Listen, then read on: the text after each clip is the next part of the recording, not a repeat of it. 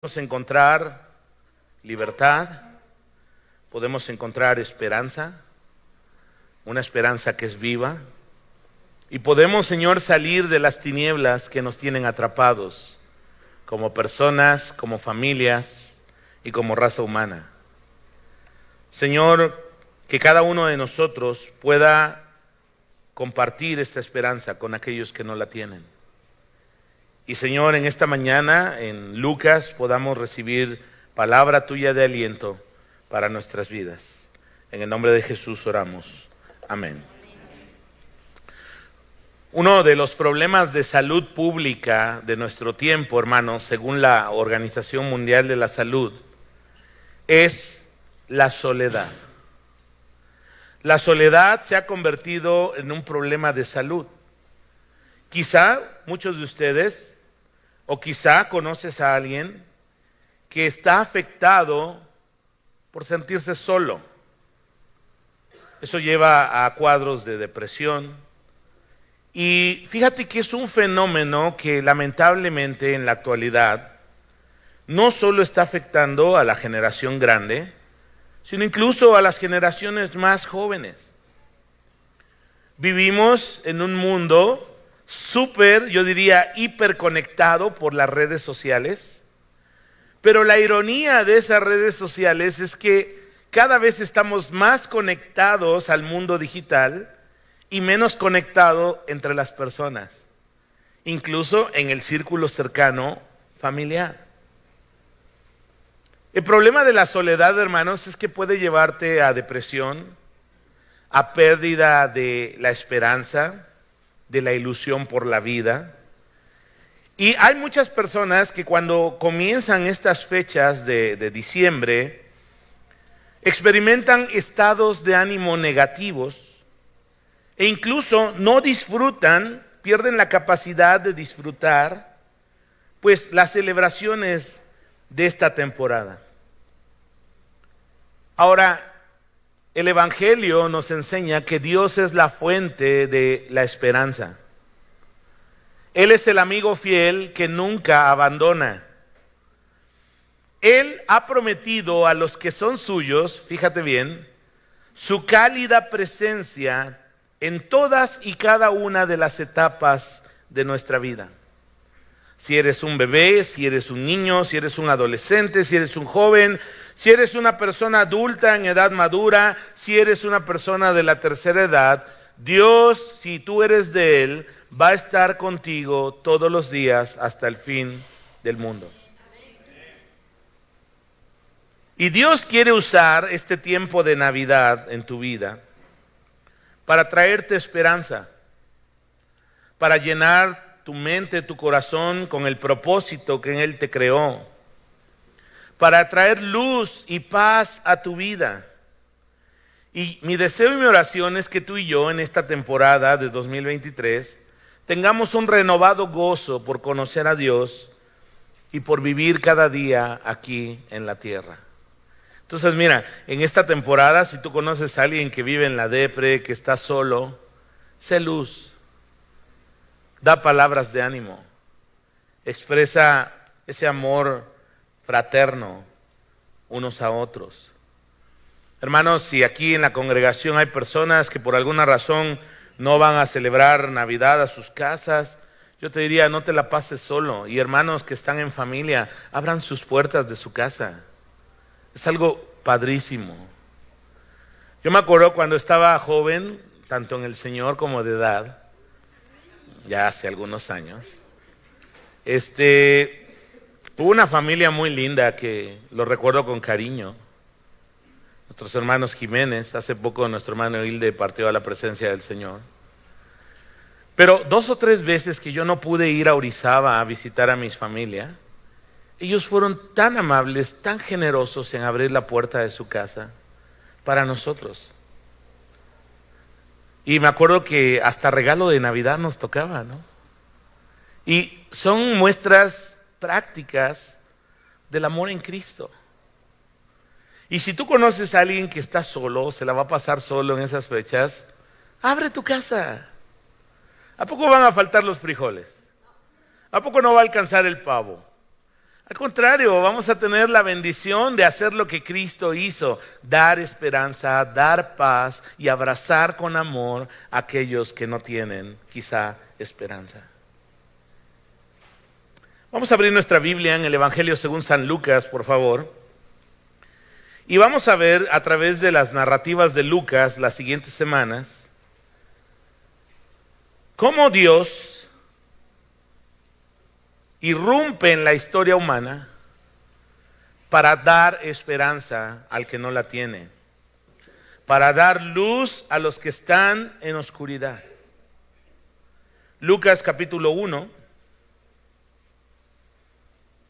y vamos a leer del versículo 5 al 7. Ahí mantén tu Biblia en Lucas capítulo 1, vamos a leer algunos versículos. No voy a leer toda la narrativa porque nos tomaría mucho tiempo y no es que no sea importante, pero hoy quiero enfocarme en algunos aspectos de este evangelio. Dice Lucas capítulo 1 en Reina Valera 60.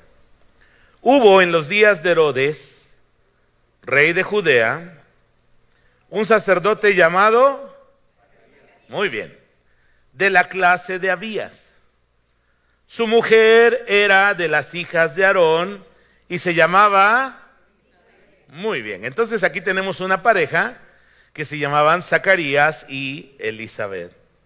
Ambos eran justos delante de Dios y andaban irreprensibles en todos los mandamientos y ordenanzas del Señor, pero no tenían hijo, porque Elizabeth era estéril y ambos ya eran de edad avanzada. Vamos a hacer una pausa ahí. Todos vamos camino a la vejez. Espero que la gente joven llegue, que Dios te conceda esa gracia. La vejez es una etapa donde se puede experimentar soledad, quizá un sentimiento de desesperanza, debido a que las personas, conforme vamos avanzando en la edad, vamos sufriendo algunas pérdidas. Llegamos a la edad de antes no me pasaba esto. Y dijo mi madre, pero ahora ya te pasa. ¿O no?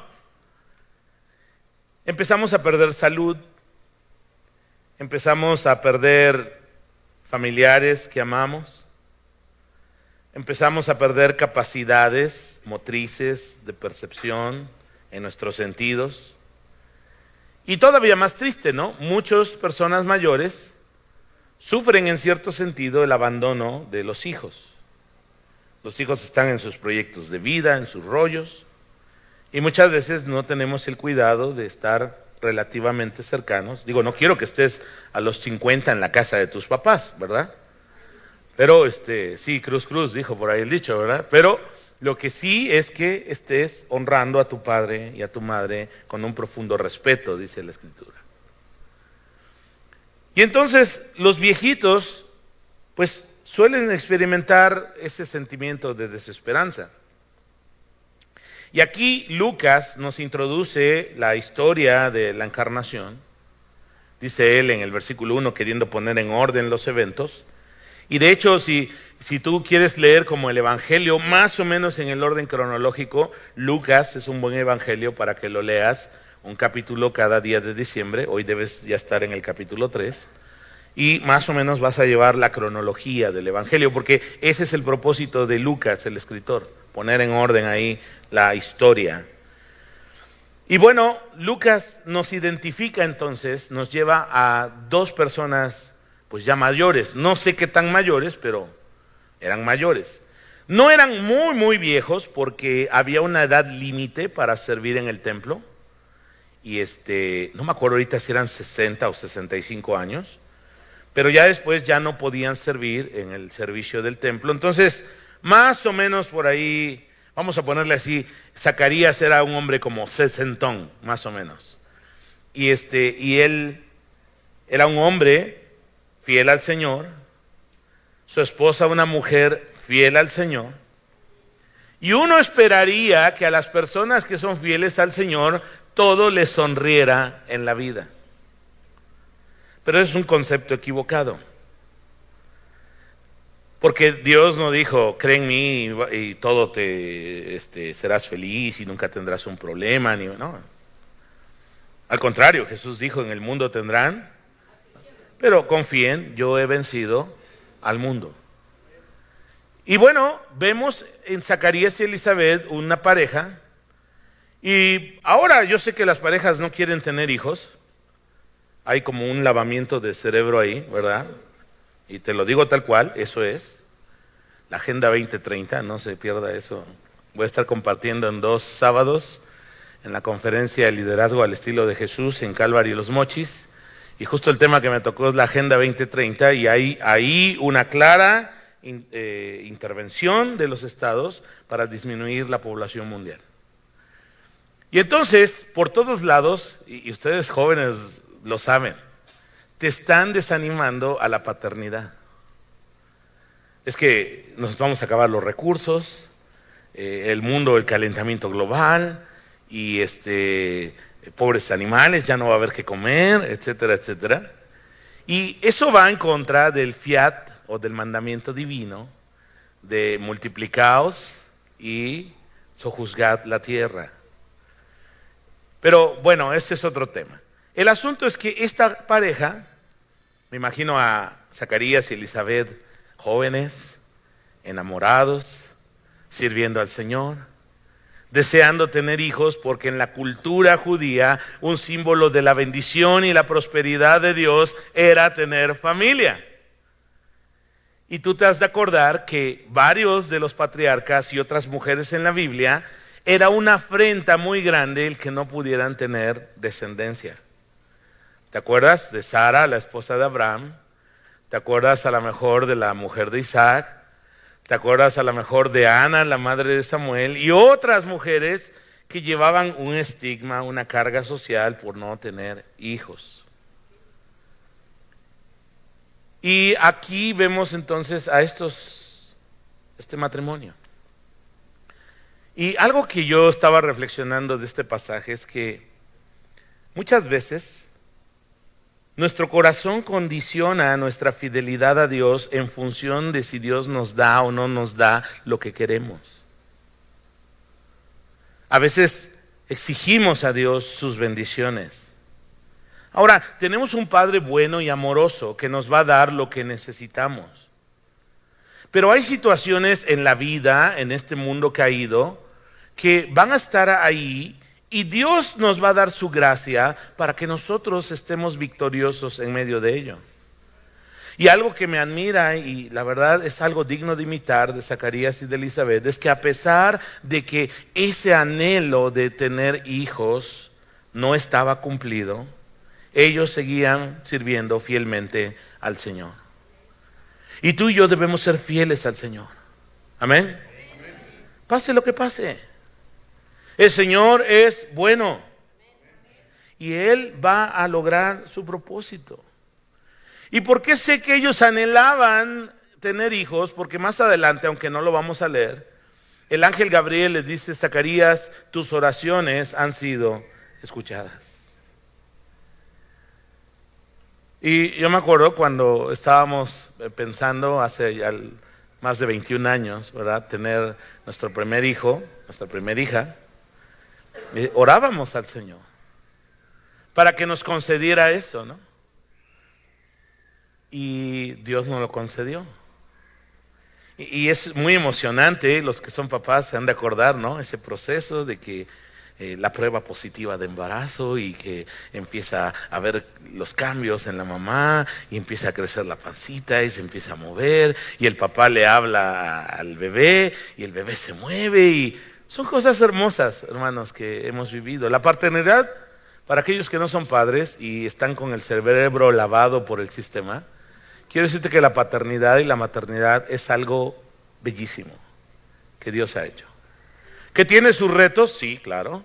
¿Tiene su chamba? También, por supuesto. Pero la paternidad, la maternidad, hermanos, es un regalo de Dios. Herencia del Señor, dice NTV, regalo del Señor son los hijos. Así que yo vivo agradecido por las 2 hermosas hijas que Dios me dio. Y yo sé que tú también estás agradecido por los hijos que Dios te dio. Y chavos que les encanta vivir experiencias, vivan la experiencia de la paternidad o de la maternidad. Es algo que es de bendición. Nadie dijo amén, ¿verdad? Y entonces, tenemos estos dos, este matrimonio, ya algo viejito. Versículo 11, por favor, de Lucas 1. Y se le apareció un ángel del Señor puesto en pie, a la derecha del altar del incienso. Y se turbó, yo también hubiera salido corriendo de ahí, Zacarías al verle, y le sobrecogió temor. Pero el ángel le dijo a Zacarías, no temas, porque tu oración ha sido oída. Y tu mujer Elizabeth te dará a luz un hijo, y llamarás su nombre Juan. Hermanos, oremos. Dios escucha tu oración. Sí, Él no te responde cuando tú quieres. Yo a veces oro y le digo, Dios, ¿me podrías contestar ahora? Y obviamente Dios me dice, no funciona así. Somos desesperados. Queremos respuestas inmediatas. Ojalá el Señor tuviera WhatsApp, ¿no? Pero como que sentiría gacho que me dejara en visto, ¿no? Y no me contestara. Como algunos de ustedes luego lo hacen, ¿no? ¿A poco no? Los chicos ahora se rasgan ahí las vestiduras, ¿no? Casi se quieren cortar las venas con galletas, ¿verdad? Porque los dejaron en visto. Pero Dios nunca olvida ni ignora tu oración. Así que es una buena motivación para orar. ¿Cuántos años después les contestó el Señor a Elizabeth y a Zacarías? No sé, pero yo creo como 40 años después. Si aceptamos mi hipótesis de que eran como sesentones, o sea, Elizabeth ya no arreglaba. Zacarías podía ser papá, pero ella ya no. Pero Dios, que todo lo puede, tenía su tiempo para ellos. Y le dijo a Zacarías, mira, Zacarías, tu mujer va a dar a luz un hijo y se va a llamar Juan. Juan es un nombre muy bonito porque su significado, porque se llama el Señor es favorable o el Señor da gracia. Y fíjate, todos queremos que nuestros hijos sean destacados, que nuestros hijos sean personas importantes, que se sientan extraordinarios. Y aquí Dios mismo, a través del ángel Gabriel, le dice a Zacarías, mira, tu hijo Juan será grande delante de Dios, no delante de los hombres, delante de Dios, que es donde es importante ser grande. ¿De qué sirve ser importante delante de los hombres? ¿De qué sirve al hombre ganar el mundo, dijo Jesús, si pierde su alma? Que tu anhelo y mi anhelo sea ser grande delante de Dios, hermanos. Luego le dijo, será consagrado al Señor y lleno del Espíritu Santo desde el vientre de su misma madre. Increíble. Hará que los hijos de Israel se vuelvan al Señor y será el precursor del Mesías para preparar un pueblo bien dispuesto para el Señor. Y ya sabes, Zacarías, ¿te acuerdas de la narrativa? Luego la puedes leer en casa porque quiero animarte a que leas Lucas en el mes de diciembre. Y Zacarías empieza a poner un chamorrito ahí, ¿no? Sus objeciones mentales. No, pero ¿cómo va a ser esto? Ya estamos rucos. Ya no podemos. Pero Dios es el Dios de los imposibles. Y entonces Gabriel le da su reprensión a Zacarías, ¿te acuerdas? Quedó mudo. Y bueno, fue a su casa después de su servicio. Dice el texto eufemísticamente, conoció a su mujer, Elizabeth quedó embarazada, tenía fe, ¿no? Zacarías. Y finalmente nació Juan. Y luego al 8º día, cumpliendo la ley de Moisés, llevaron a circuncidar a Juan. Y ya sabes, la gente luego no es metiche. Y empezaban a decirle, no, pues se va a llamar Zacarías como su papá, ¿no? Bien creativos, ¿no? ¿Cómo se va a llamar si tengo un hijo varón? Miguel, ¿no? Ah, no es cierto, yo no iba a poner Miguel a mi hijo. Sí me gusta, pero quería poner otro nombre. Pero Dios me dio 2 hermosas hijas. ¿Y qué dijeron ellos? Se va a llamar Juan. Y el Espíritu Santo permite que la boca de Zacarías quede abierta. Y hoy quiero enfocar un poco más esta última parte de la prédica en las palabras de Zacarías, que se conoce como el Benedictus en la tradición cristiana, que está en el versículo 67. Por favor, Lucas capítulo 1, versículo 67.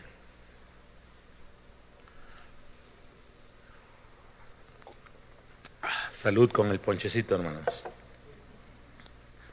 Y Zacarías su padre fue lleno del Espíritu Santo y profetizó diciendo: bendito el Señor Dios de Israel, que ha visitado y redimido a su pueblo, y nos levantó un poderoso Salvador en la casa de David su siervo, como habló por boca de sus santos profetas, que fueron desde el principio, salvación de nuestros enemigos y de la mano de todos los que nos aborrecieron, para hacer misericordia con nuestros padres y acordarse de su santo pacto, del juramento que hizo Abraham nuestro padre, que nos había de conceder, que librados de nuestros enemigos, sin temor, le sirviéramos en santidad y en justicia delante de él todos los días. Vamos a hacer una pausa aquí.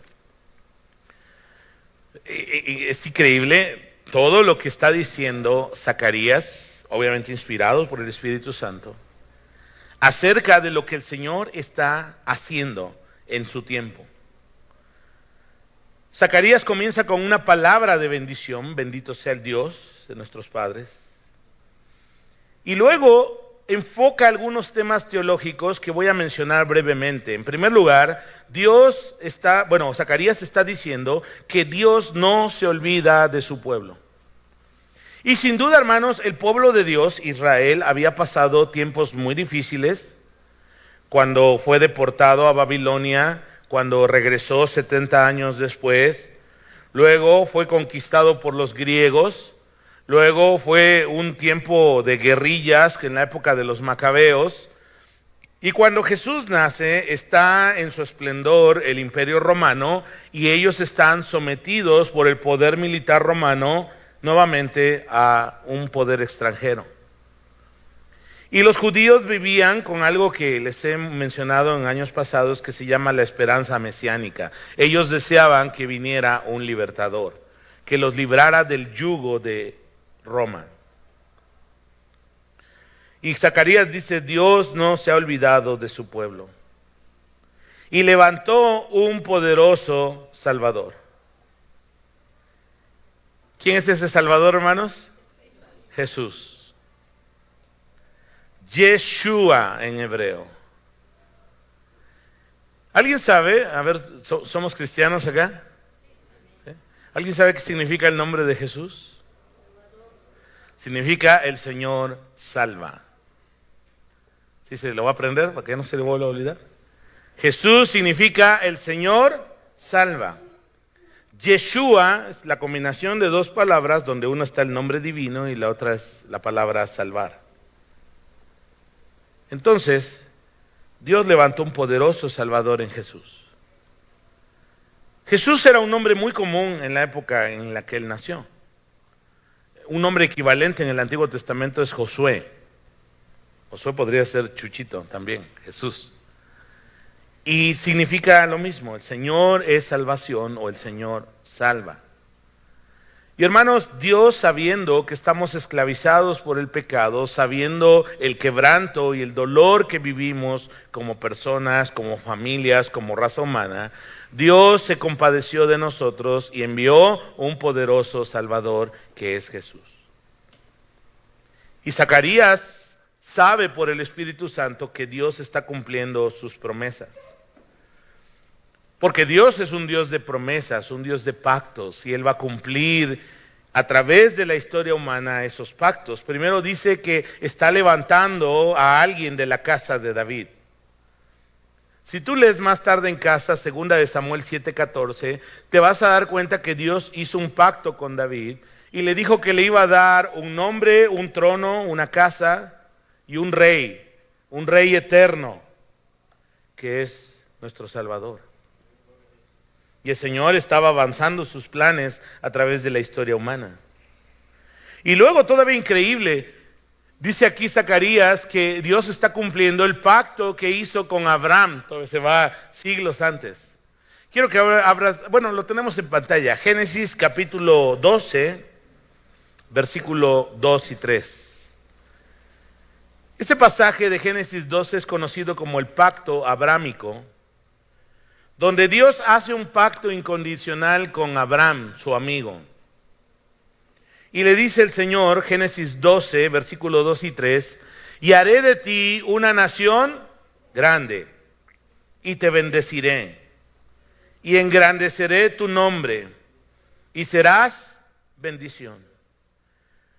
Mucho ojo, bendeciré a los que te bendijeren, y a los que te maldijeren, maldeciré.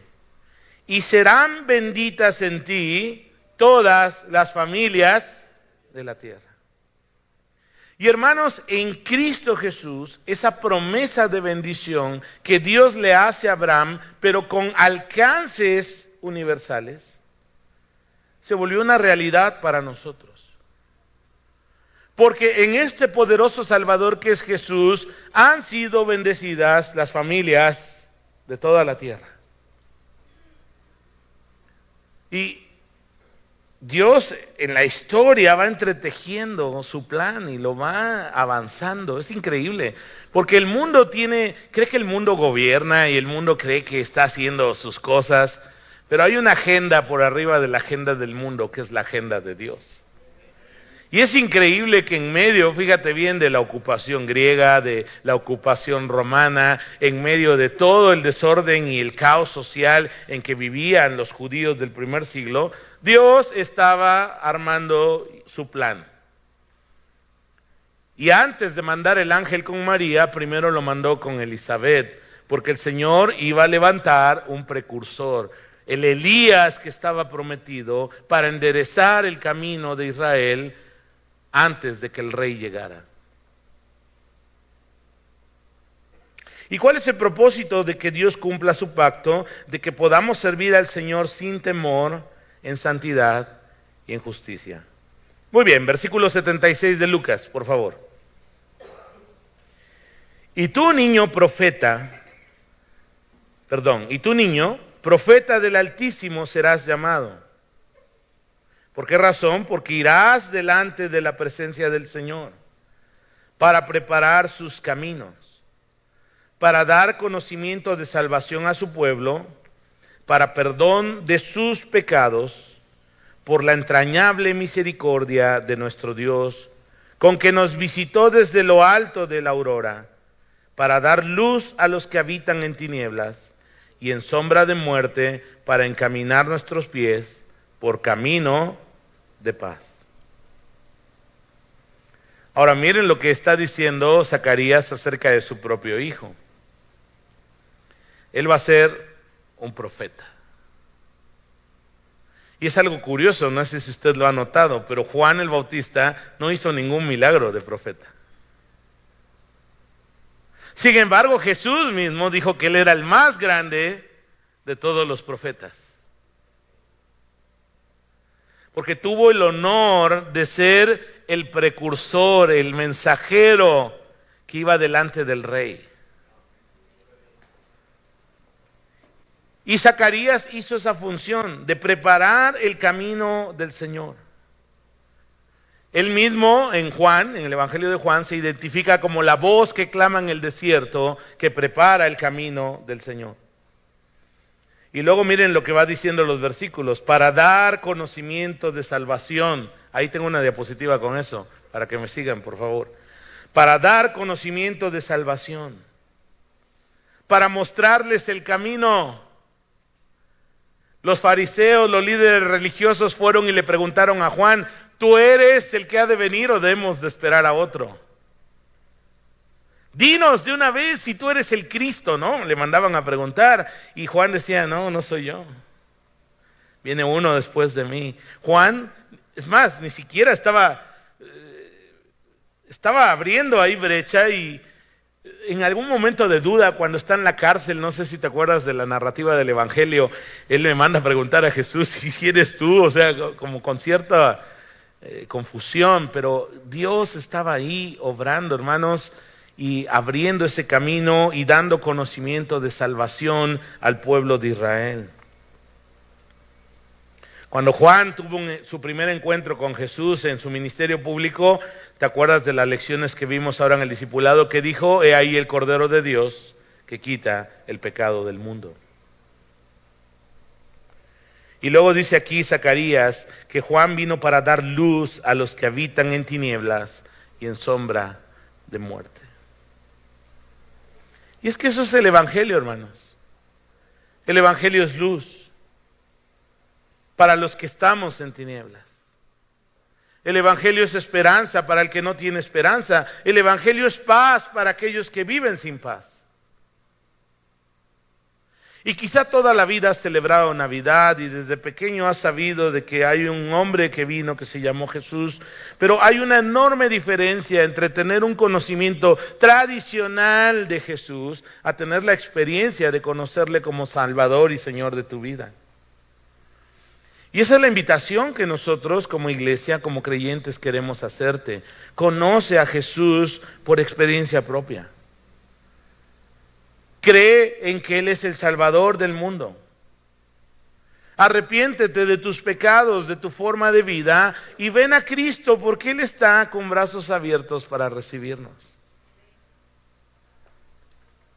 Jesús no está esperando a que seas bueno, no está esperando a que seas mejor persona, no está esperando a que dejes de hacer tal o cual cosa para recibirte. Jesús te recibe tal y como estás. Él dijo, el que a mí viene, no le echo fuera. No he venido a llamar a justos, sino a pecadores al arrepentimiento. Y tú y yo somos perfectos pecadorzotes. Y podemos venir a Jesús. Y encontrar esperanza, encontrar luz, encontrar paz en nuestros caminos. Si te falta paz, yo no te la puedo dar. No te la puede dar los bienes materiales. No te lo puede dar las experiencias de vida que a lo mejor crees que van a satisfacer tu vida.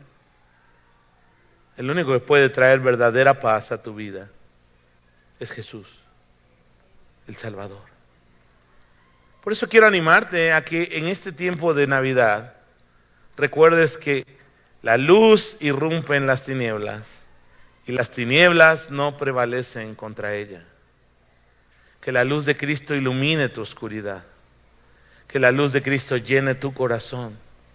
Que la luz de Cristo venga a descubrir lo que sí está mal y Él en su gracia va a comenzar a cambiar tu vida. Porque no se trata de un esfuerzo meramente personal. Se trata de que el Espíritu Santo viene a nosotros cuando nacemos de nuevo y Él es quien se encarga de barrer y limpiar el cochinero que tenemos en nuestra vida.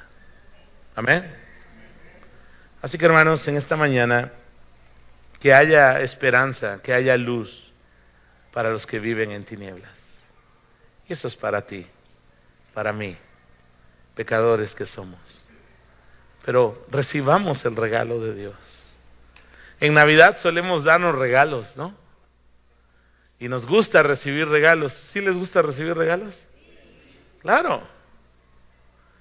Pues recibe el mejor regalo que Dios te ha dado.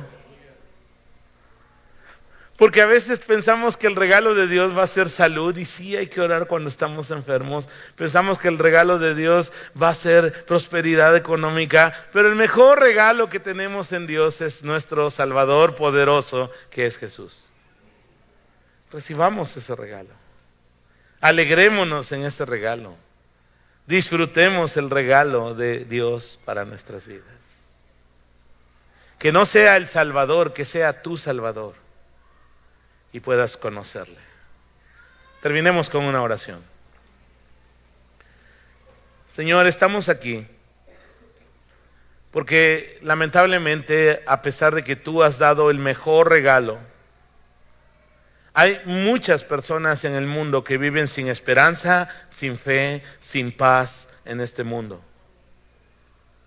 Y Señor, te suplicamos que en este tiempo de Navidad, todo este mes, podamos aprovechar para compartir del maravilloso regalo que tenemos en Cristo, del poderoso Salvador que tenemos en ti, de que hay esperanza para el que no la tiene, de que hay luz para los que están en tinieblas y en sombra de muerte. Porque Cristo, el Verbo hecho carne, es el Salvador de nuestras vidas. Gracias por amarnos, Señor, así como somos, de pecadores, de imperfectos. Gracias porque tu Espíritu Santo ha venido a nosotros cuando conocimos a Cristo.